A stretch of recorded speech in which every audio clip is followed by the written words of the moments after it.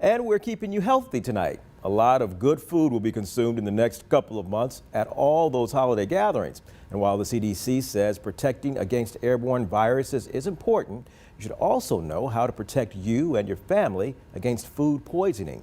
Our Jay Shakur takes a look at what you can do to prevent it. It's time for the holidays. You know what that means. Gifts, much needed time spent with loved ones, and for some, a whole lot of food. Now, there are some things you should be aware of when preparing the Thanksgiving or Christmas meal for your family in order to protect you and your guests from food poisoning. I spoke to a doctor at Methodist Medical Group who says around this time, he sees a rise in food poisoning cases.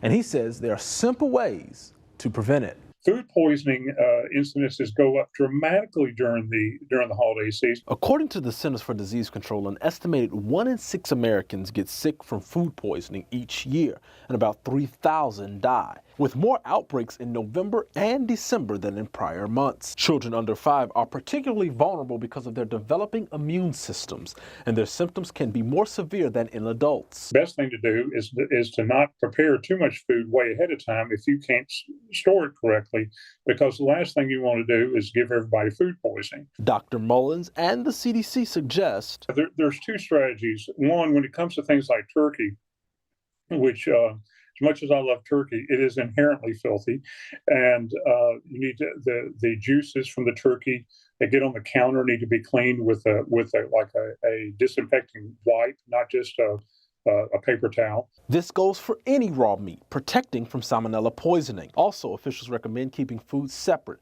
thawing turkeys and other raw meat in the refrigerator in a sink of cold water, changing the water every 30 minutes, or thawing in the microwave. And of course, consistently washing your hands. Well, my hope is that these common sense tips will remind people of things that they used to know intuitively, but they've kind of forgotten during the pandemic when everybody was so focused on COVID. In Memphis, I'm Jay Shakur.